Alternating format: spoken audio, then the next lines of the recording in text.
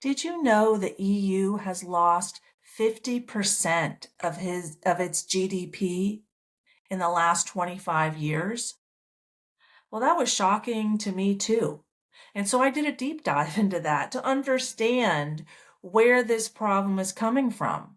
Because the EU is associated with what's called stakeholder capitalism, not shareholder capitalism, stakeholder capitalism, meaning that you make decisions based on the stakeholders and not the business, that you put other people before the business. I mean, the EU is well known for excessive taxing, excessive regulations, globalization. Let's farm with people in Brazil, but we're not going to farm with people in France. Where does that kind of thinking come from? It's an external locus of control, not inner authority. So I thought we'd bring in Carl Jung to help us understand the psychology behind what's going on here because it's so impactful. They're social democrats. They're like, what are they? Democrat socialists. They're communists. They want universal daycare for everyone so all women can work.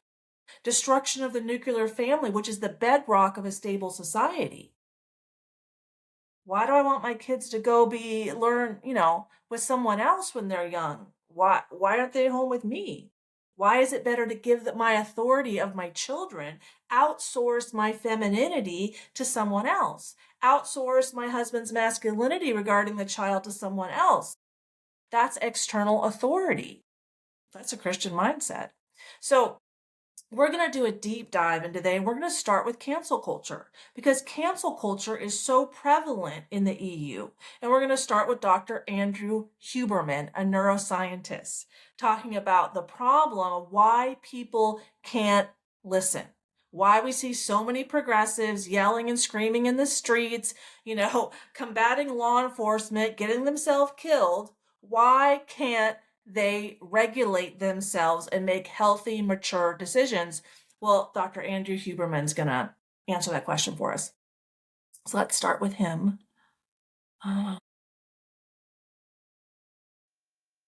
What we need to do is start to figure out how we can, I think, especially for the next generation of kids, how to teach them to regulate their nervous system so that they recognize that pulse of adrenaline as placing them in a compromised position. Like, we have to leverage the idea that being able to hear and listen hinges on the ability to be calm. So therefore, the ability to be calm is crucial to hearing and listening is crucial to our advancement as individuals and as groups. The problem is everyone's been trying to do this backwards. They've said we all have to get along. We have to cancel culture. We all have to, listen to one another. And I think, again, we have to start from the inside. We have to teach it physiologically. Now, I don't have a master plan on how to do that, but one of the reasons I'm here and one of the reasons I'm, teaching neuroscience on Instagram and not just in my laboratory is until we can learn to regulate the self, I don't think we're going to get where we want to go as a culture. What we need to do is start to... He's 1,000,000% correct. Everything starts with the self, inner autonomy. I had a very traumatic childhood, and I only learned to listen and stay calm when I recalibrated my own nervous system to resonate with love, compassion, and enlightenment instead of fear, guilt, and shame. I had the fear, guilt, and shame programmed in my nervous system, and that's what created my reality. Our internal world is a projection. And we are in a holographic universe. Carl Jung talked about it. We'll get into a video in a second from Dr. Joe Dispenza, who talked about it. And he quotes Einstein. The field is the sole governing agency of the particle. The field meaning the energy field, the particle meaning the body. And there's a whole field of science now called epigenetics, that we'll get to in a second, that ascertained that less than 1% of our diseases come from our genetics. Over 99% of our medical and mental health diseases come from our field, our energy body, our soul. So we need to learn how to operate our souls, okay? Let's get into Dr. Joe Dispenza, who's also a neuroscientist and specializes in healing trauma. And he's going to use this Einstein quote and tell us how the universe is holographic. It's a projection. So the only way to change the projection is to change the interior. I mean, how many women have you heard say, why are all men narcissists? Okay, girlfriend, all the men you attract are narcissists because your nervous system is calibrated for fear, guilt, and shame, and not love, compassion, and enlightenment. Healthy childhood calibrates a child's nervous system for love, compassion, and enlightenment. It just is what it is. So if you want to change what you attract into your world, the kind of people and events and circumstances and how you see the world, then you got to change your nervous system, just like Dr. Andrew Huberman said. And not, canceling on the outside and stopping the triggers. We're going to dive into Carl Jung in a moment, and I'm going to summarize him. And he said that triggers are our healing friend, not our healing foe. That's my summary. But his is like, I think everything that irritates you about others can teach you something about yourself. Okay, so let's get into Dr. Joe Dispenza, and we're going to learn how it's a holographic universe, that the universe is a mirror, showing us ourselves in every moment as a constant feedback loop for self-improvement. Holographic goes out, oh, that's me, that's good, that's bad, okay, now I know how to change. Knowledge says we attract what we are through energetic resonance, meaning a vibrational match. That's why the girl with fear, guilt, and shame attracted narcissists. That used to be me. That used to be me. Okay, until I changed. But let's bring up Dr. Joe Dispenza, who's so great at explaining this. Einstein said the field, the wave, the energy is the sole governing agency of the particle. Energy controls matter. He didn't say particle controls the particle. He said the field controls the particle. If you change the information in the field, can you change the projection, the particle in three-dimensional reality? This is a holographic universe. So if the quantum field is an invisible field of energy that exists beyond our senses, beyond our body, our environment, and time, and the only way we are going to connect to it is take all of our attention off our body, all of our attention off the environment. What's the environment made of? Basically, he's saying go inside. Take your attention off of the outside, go inside and talk to yourself. And that's how you'll understand that everything is a projection. But let's go to, and I'll link this video below. Let's go to a quote from my book, My Inner Heroine, Exploring Feminine Pain, which goes over how I healed from my childhood trauma and all my epiphanies and my first enlightenment experiences. But let's show you a Carl Jung quote, because I know when something is true, it's true in multiple places, and now we've already found 4 people. Okay, so let me pull up this quote from my book.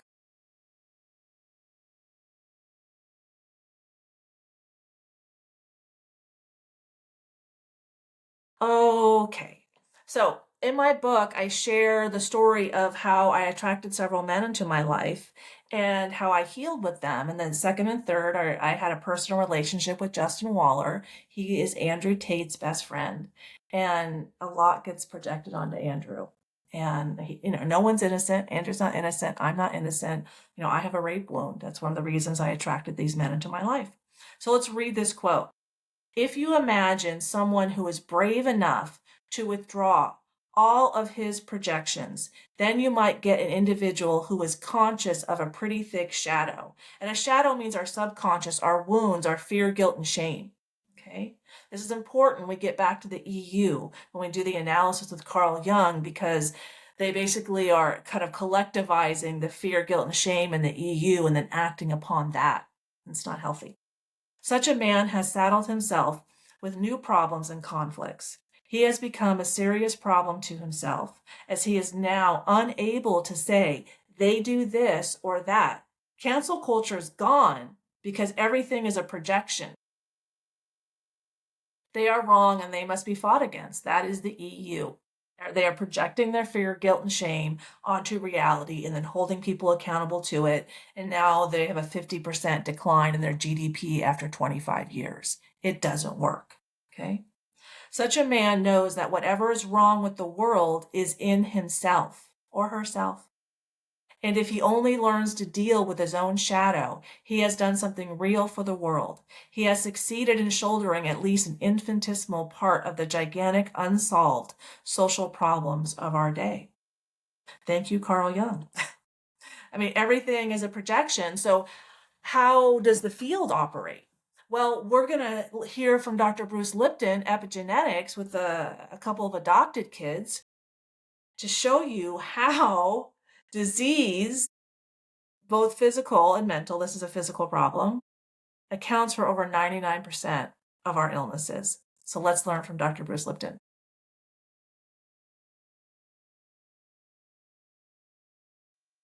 Whatever picture you hold in your mind, the brain releases complementary chemistry that matches that picture, and it releases it into the body. Like when you fantasize about a stressful event, your body acts as if it's happening in that moment. So every time you relive trauma, your body thinks it's happening again and again and again. And the only way to stop that from happening is learning how to transform your wounds into wisdom. My free ebook below will help you do that. And I also have a free meditation and shamanic drumming video that will be linked at the end of this video for you.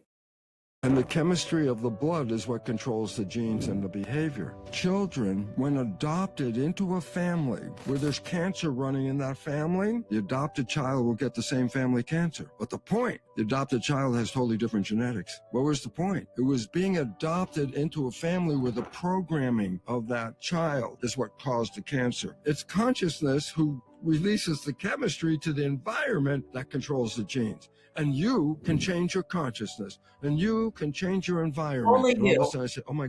Only you have sovereignty over your own soul, over your own energy field. Only you. No one else. So an external source of reality, of control, like Christianity and God, or Islam and God, or Judaism and God, creates a codependent relationship with self, and that sets you up for fear, guilt, and shame.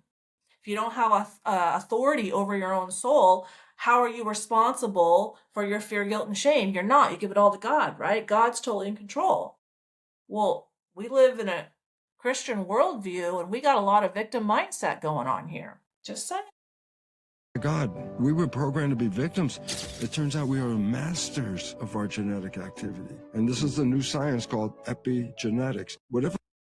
So when I learned that, I was like, a whole new door opened for me. I'm like, okay, so my soul's in charge and I'm in charge of my soul, so I'm in charge. Yay, me.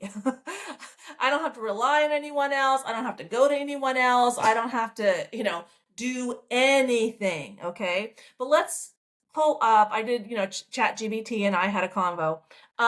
This whole idea of how Carl Jung's psychology interprets external locus of control. And basically what he says is that it blocks the individuation process. It stops someone from becoming a mature adult separate from their parents, from expanding their emotional range, and they stay fearful, people-pleasing, accommodating children, because we serve God, right? But that's where the Christian worldview gets us into trouble. So let me pull up Chat GBT. Here we go. Okay, so I asked the question of people who pursue utopia. And the reason I brought up utopia is that, the EU, a lot of kind of democratic socialists, communists, that's utopia. But those people are trying to create a utopia outside of themselves as if our external reality is not a projection of our internal reality, as if the universe is not a holographic universe. So these ideas, basically teach us to fight ourselves because this is not how reality is created. So people who pursue utopia often adopt policies like globalism, heavy redistribution, sentence reduction, criminal reduction of sentences, and border dissolution because they are trying to purify the world externally instead of integrating moral conflict internally. I am the only one that has sovereignty over my own soul, proved by the field of, epigenetic, proved by laws of physics. No one else has sovereignty over my own soul. It doesn't matter if Jesus forgives me, because I'm the only one that can change the lack of forgiveness into personal forgiveness inside of myself, therefore which recalibrates my nervous system. Since our souls communicate via emotions through the heart, and the electromagnetic field around the heart is 5,000 times stronger than the brain, this is how it's projected onto the universe. So our emotions matter in terms of, what we're communicating to all other souls so that we can see ourselves. Okay.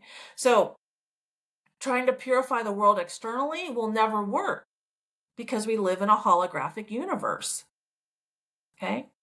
So when this happens, society itself becomes a sacrificial offering, which EU definitely is a sacrificial offering. Look at, there's no boundaries, and they have, Muslim men swarming all over Europe. I mean, Denmark tried this experiment of putting young Muslim men from Syria in a co-ed dorm, and they wondered why rape happened.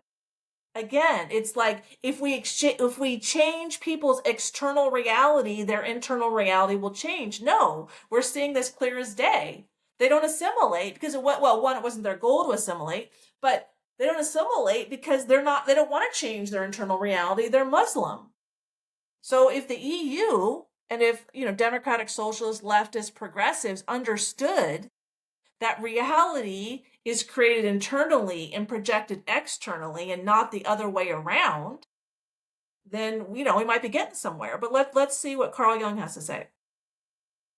Utopia is a flight from the shadow. Our shadow is our subconscious, our lies, our wounds. It was explicit. The more one-sided a moral ideal becomes, the more evil it constellates in the unconscious. Utopian thinking is moral perfectionism, and we're not perfect. I'm going to pull up a Carl Jung here. Let me pull up a Carl Jung here quote, and it's why this happens, okay?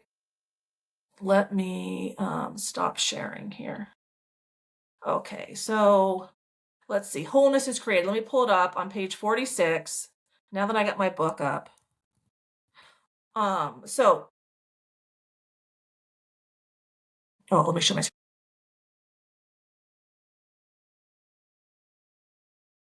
It says, healing trauma carry shaman style, okay? Wholeness is not created by cutting off a portion of one's being, but by integration of the contraries. Cancel culture is cutting off a portion of one's being. You can't say that. That triggers people. It hurts their feelings. We're here to express ourselves, see ourselves, and then change when necessary. So, how many parts of my being am I going to cut off so that, the EU is okay with me? Or, communism is okay with me? And I have a master's degree in Chinese. I've lived in China, 92, 93, 95. 90, that was the time everyone was still wearing Mao outfits, those dark blue outfits, and riding on bicycles.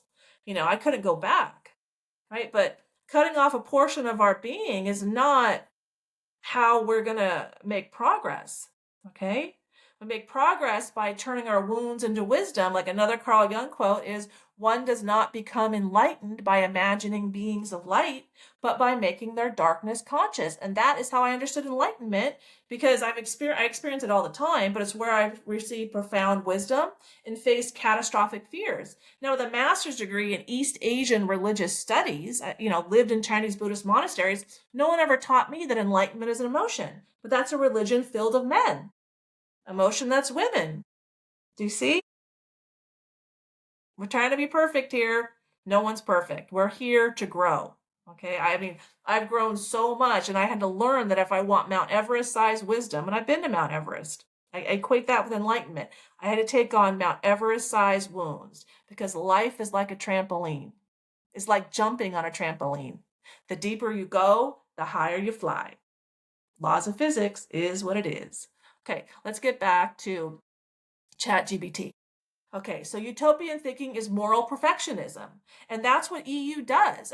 They focus on taxing and regulating the environment and globalization, helping farmers someplace else, but not. I'm so good on the outside. That's a lot of virtue signaling, okay?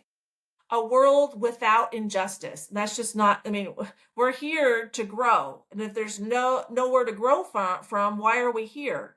Perfection means there's nowhere to grow. Without violence, without inequality. But I mean, here's the thing with communism. Our souls plan our lives based on our wounds for self-improvement opportunities. I might need to be homeless in one lifetime to see myself, and in another lifetime, I might need to be a billionaire. But when we stop, without inequality on the outside, we stop people's growth opportunities on the inside. So their desire for perfection on the outside stops people from perfecting on the inside. It doesn't achieve the goal that they desire. Without guilt, without conflict, there's always going to be conflict, and this is, it comes from a lot of women who tend to be agreeable. Men are here for the conflict, and we need masculinity and femininity.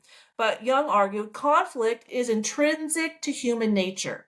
Aggression cannot be erased, only integrated.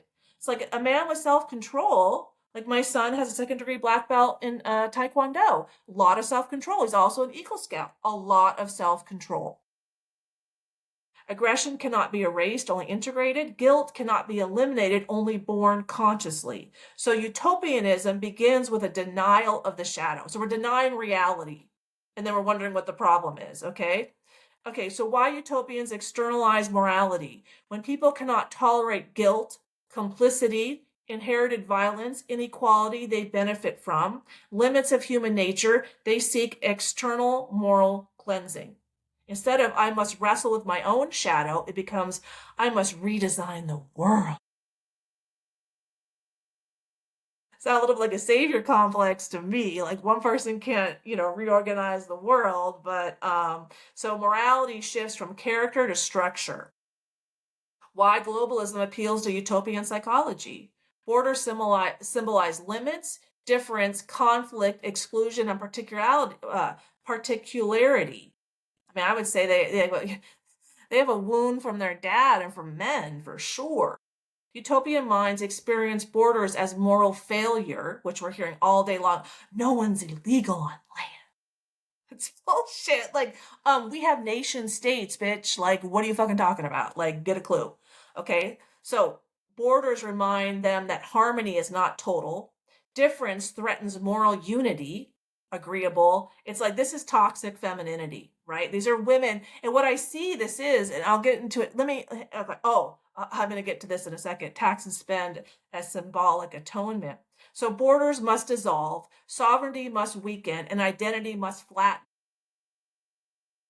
Not for power, but for moral purity, becoming pure. Tax and spend as symbolic atonement. Heavy taxation functions psychology as collective confession. So, you know what? Before we get back, let's talk about this because this happened today in Virginia. And there's a great news article on it. So let me bring that up and we're gonna, watch it so you can see that the Virginia governor got elected on, affordability, and now she's taxing everything, including dog walkers. What? Talk about bait and switch. Okay, let me bring this one up.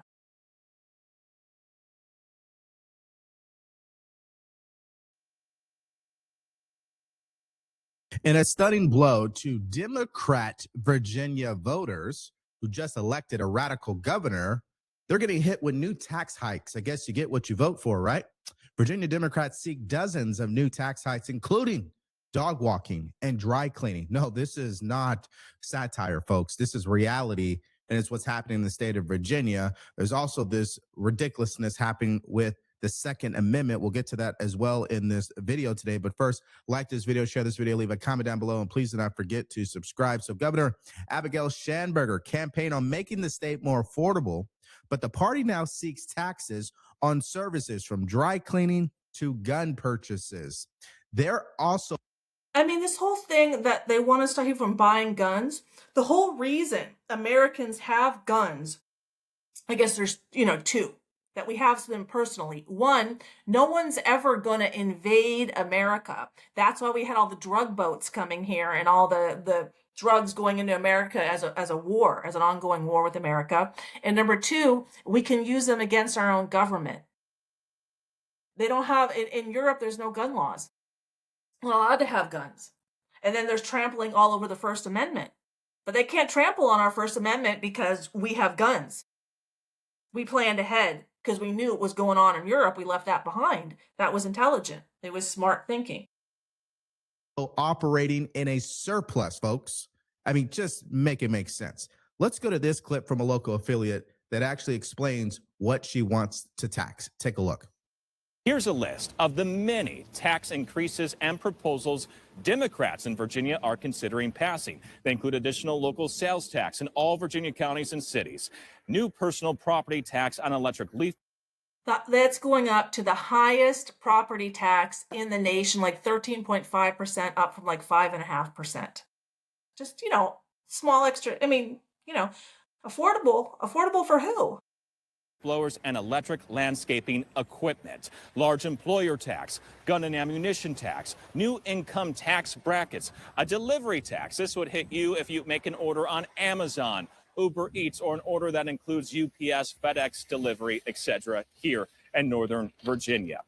There's also a tax they're looking at for events, concerts, an investment income tax, storage facility tax, gym membership tax, dog walking tax, dog grooming tax, counseling tax, digital personal property tax, new car taxes and highway use fees, an increase in the hotel tax here in Arlington. Statewide speed cameras. Now, these aren't taxes, but they would include more fines for some drivers, dry cleaning tax, home repair tax, and a vehicle repair tax. See, the fascinating part about this Okay, move from I her think administration. we all have the point that tax and spend. So before I get in a little more into the EU, let's listen to Victor Hansen, who does a nice summary on the EU and what the problems are there.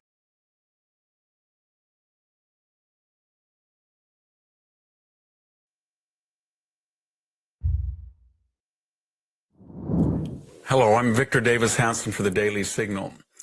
This is the week of the inauguration of Donald Trump, but it also coincides not just with Martin Luther King's birthday, and that's the same day as the inauguration, but also the meeting of the world's elite at Davos, Switzerland, lorded over by 86-year-old Klaus Schwab, who created this organization. If you don't know what Davos is, don't worry about it. It's not that important in some ways. I mean, it's not doing a lot of good for the rest of us. But it is important because it has aspirations that are quite dangerous.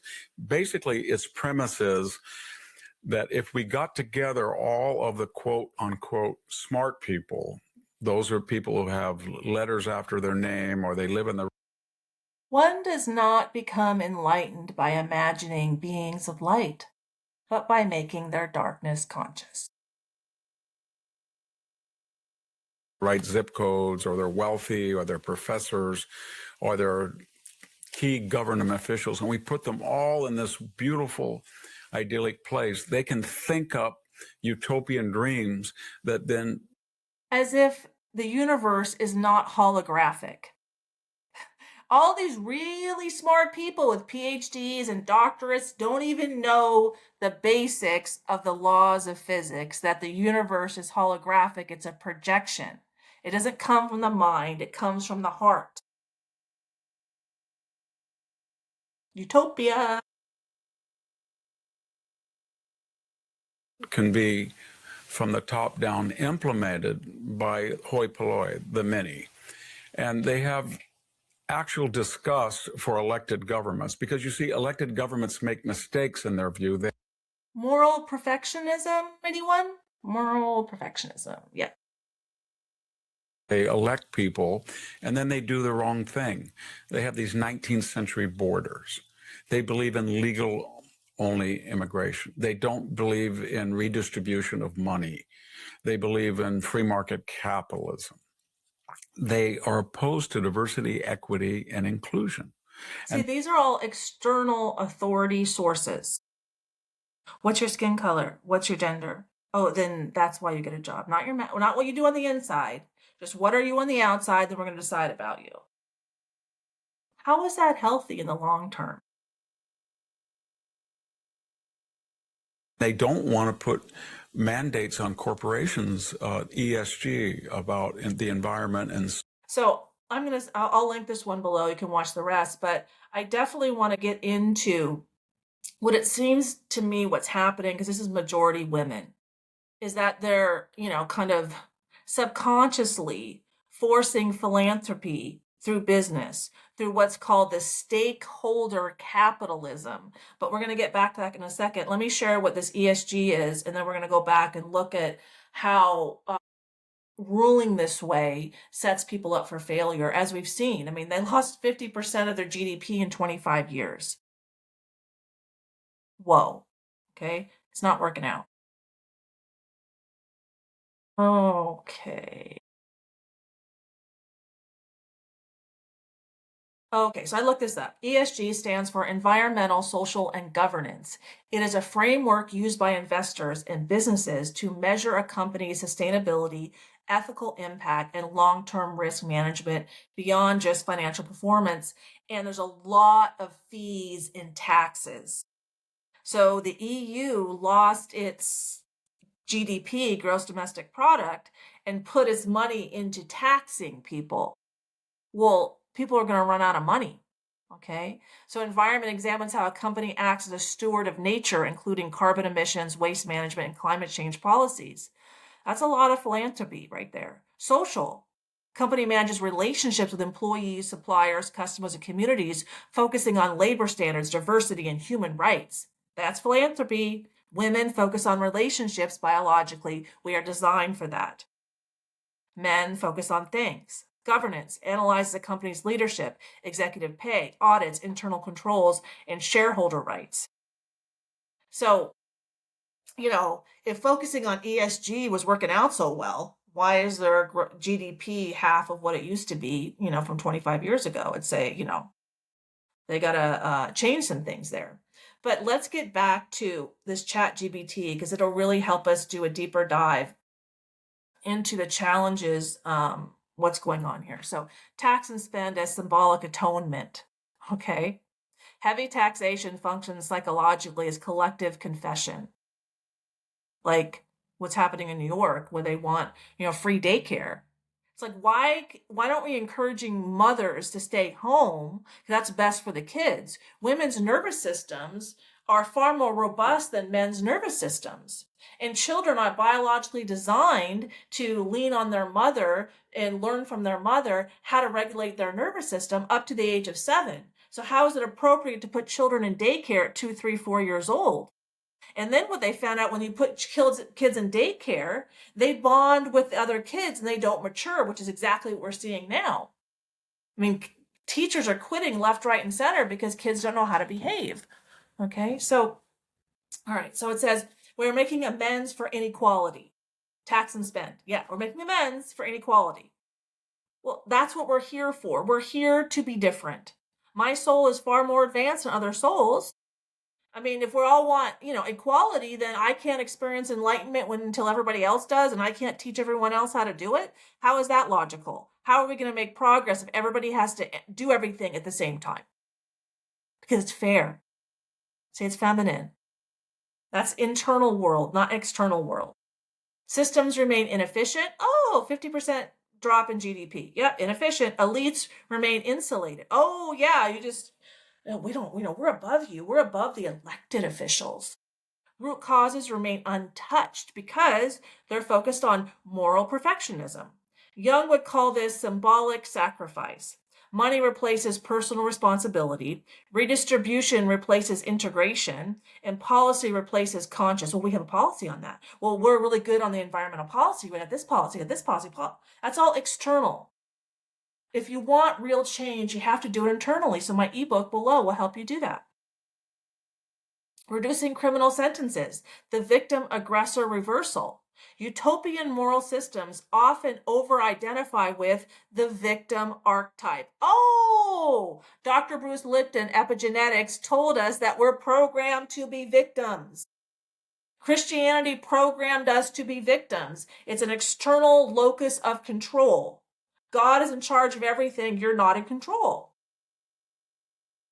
And repress the aggressor archetype. The psyche flips. Offender equals product of injustice. Society is the real criminal, right? Punishment is cruelty. We're not saying that's all what's happening today. Restraint equals oppression.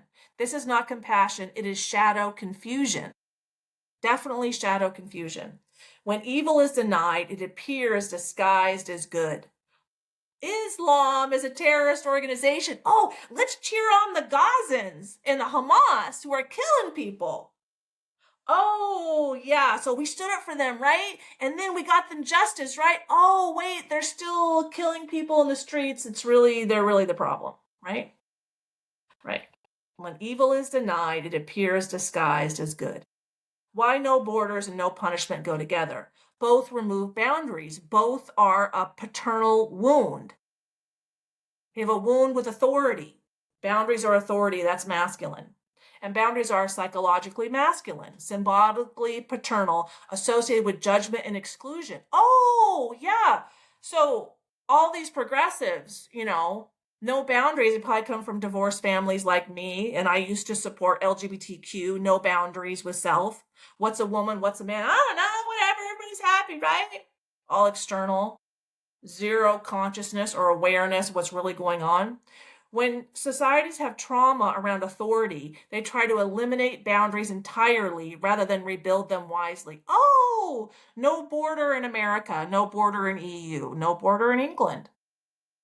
I think we have some paternal wounds, patriarchy wounds. We do, and that's why I'm here. Okay, so porous borders, porous laws, porous responsibility. This is not freedom, it's boundary collapse, and that's what we're experiencing. So why they devour their own society, devouring mother, devouring father.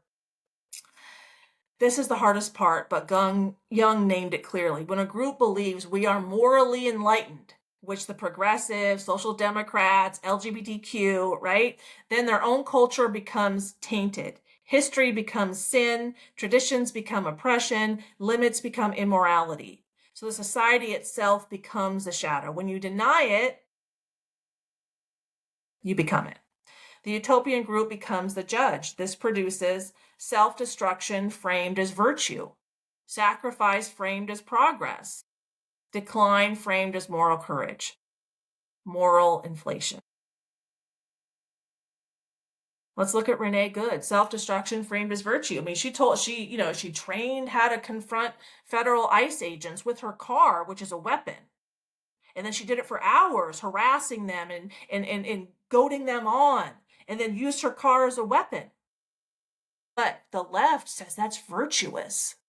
Or the other guy who was a nurse, I mean, he didn't do anything wrong. He just attacked ICE, the Border Patrol, while armed. And he'd done it before. But, see what I'm saying?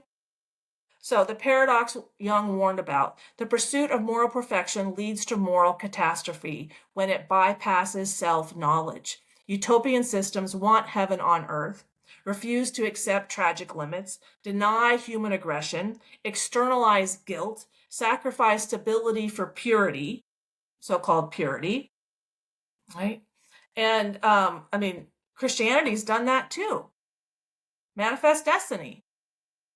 Killed 60 million buffalo, destroyed our environment, killed the buffalo, the beavers, the wolves, destroyed keystone species, which interact with the ecology to store carbon in the ground and the trees, stop flooding, stop drought, stop wildfires, stabilize land so it stabilizes the road, creates less pure water systems. I mean, saves billions and billions of dollars. But, God gave us dominion over animals so we can do. I'm just saying, we all come from a Christian mindset, and this is an external locus of power. Christianity is an external locus of power. It will set us up for failure in the long term every time. So, from a Jungian perspective, utopian globalist policies arise when societies externalize morality to purify the world instead of integrating their own shadow, leading them to dissolve boundaries, weaken responsibility, and sacrifice their own social fabric in the name of virtue. That is what's going on in the EU. Okay, so now I want to jump into stakeholder capitalism. Okay, it says stakeholder capitalism fits into this discussion as a middle, unstable response to the same psychological problems we've been tracing: utopian moralism versus embodied responsibility, right? Like utopian moralism, that's Christianity as well. Be a moral person and you'll get to utopia after you die. But inner authority, that was the early Christians, Gospel of Mary Magdalene, me, and Gospel of Thomas, and all the ones that were, excluded from Christianity, taught embodied responsibility, inner authority. Self-love creates heaven on earth. I can, pull up something I have on Facebook. In the 13th century, a woman said exactly that. She was burned at the stake in France during the Spanish Inquisition because the cross is the only ladder to heaven or you die, bitch. A lot of bitches died. I'm sure I died. I'm glad I died. Fuck that shit. Okay, where stakeholder capitalism comes from. Stakeholder capitalism emerges when societies realize, often unconsciously, that shareholder capitalism became disembodied. And yeah, we did. Disembodied masculinity is overseas manufacturing. That's disembodied, okay? Power lost contact with human consequence. Overseas manufacturing. Communities were hollowed out. Meaning collapsed into numbers. And then if they're over there, we just want the money, right? It's all about the money. Stakeholder capitalism says essentially, we can keep the system, but soften its conscience. That already tells you what it is psychologically. Moral repair without structural surrender. Conscious added after the fact. Jungian diagnosis, conscious without individuation. The individuation is when the child in a healthy way naturally individuates, like by age 7, they're ready to spend time without the mom and more time with the dad. That's a healthy child. An unhealthy child gets his or her nervous system calibrated with fear, shame, and guilt, as opposed to love, compassion, and enlightenment. And so it spends all this time in its shadow, unknowingly, unconscious, and then projects it unknowingly, and then sees this crazy world like, oh, I just want utopia. So it changed the outside with no awareness that we live in a holographic universe. No awareness. Jung insisted that ethical life must arise from individuated persons, not abstract systems. Like, I'm moral everywhere I go. Like the guy that yells and screams over an unheated blueberry muffin in Starbucks, that guy was crazy before he got there. That didn't happen because of Starbucks, okay? So stakeholder capitalism tries to insert ethics into institutions, philanthropy, femininity,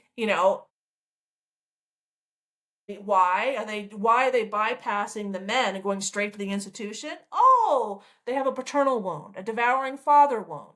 So now they bypass authority and just go straight there, as opposed to learning how to interact with men, marrying a man, ensuring that he's emotionally healthy so that he goes out in these institutions and does things right, and she's at home with the kids. And there's a reason we have more than 50% mental illness rate among kids. More than 50% of kids do not have a secure attachment to self, which is the definition of a mentally healthy human being. Why? Divorce, identity politics, schools that, are teaching the crazy, okay? They encode care into metrics, formalize empathy through governance frameworks, philanthropy, through capitalism, forced.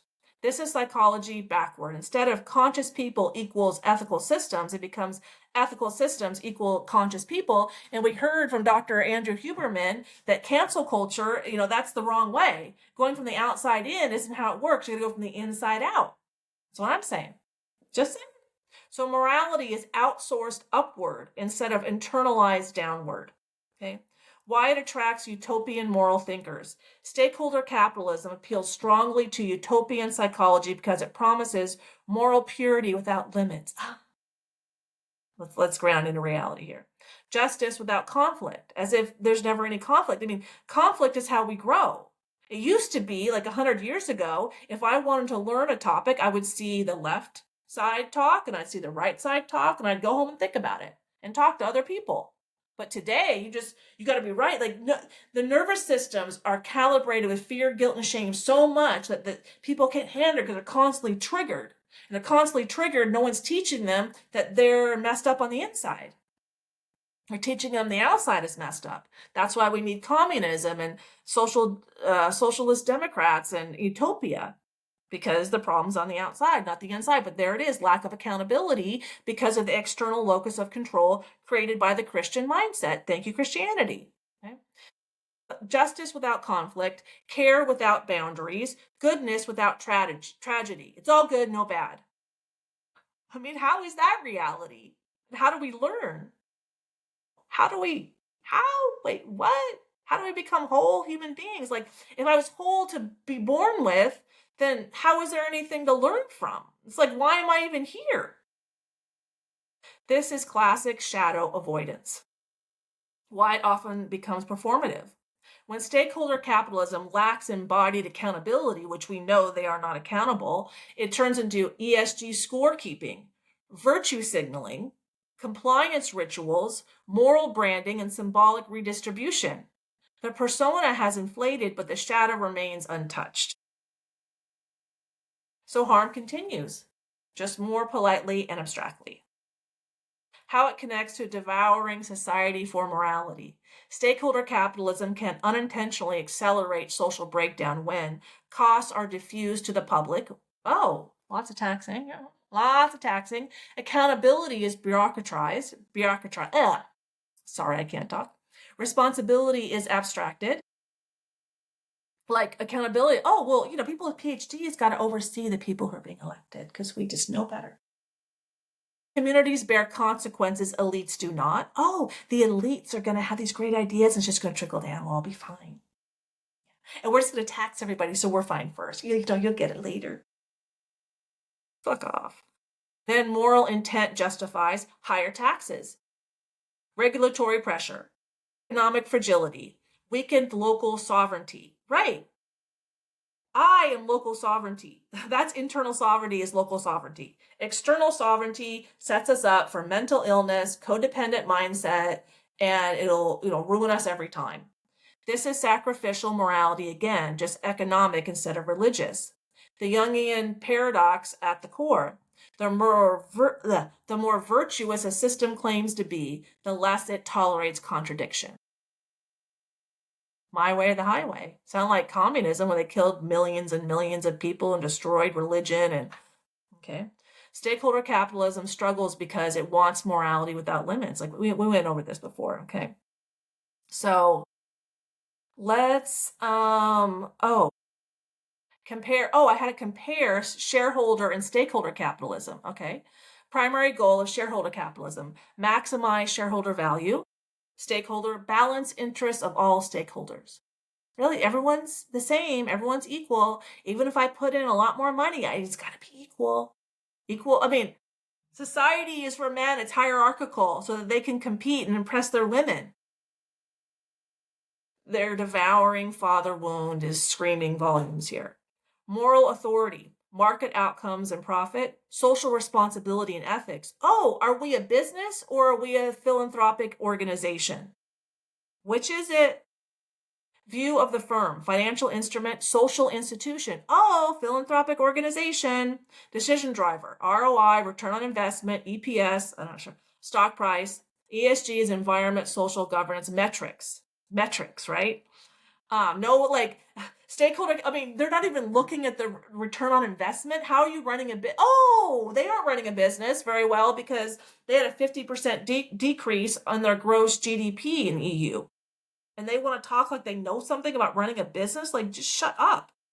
Time horizon, short-term, quarterly, long-term, multi-generational in theory. 25 years in, we're already 50% decrease of GDP. So it doesn't seem very multi-generational. Yeah, destroy everything. Accountability to investors, workers, communities, and everyone's fair. Ah, I'm so good at power location, board and capital markets. management regulator frameworks. It's not embodied authority. You have to embody your authority so you can hold yourself accountable. The problem here is that when everything's about everybody else, how do people hold themselves accountable? So they've already told themselves they're the moral authority, so there's no point in holding themselves accountable, right? I mean, like, wow. Oh, I mean, it goes on and on and on. I could, go down here, but I think that's about all we got. Oh, that's all we got. So that is what I have for today.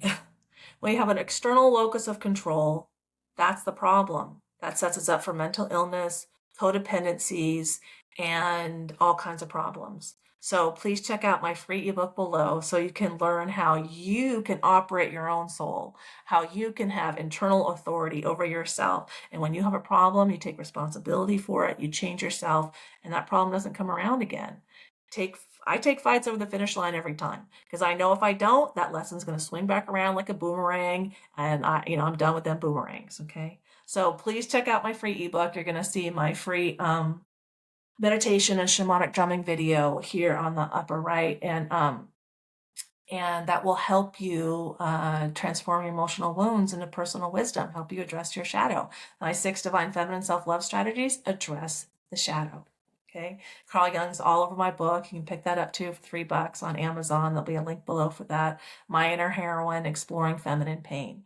And I did all of that before I accepted that I'm the reincarnation of Mary Magdalene last year in 2025. So I've been a busy girl. All right, thanks for listening. Take care. Bye.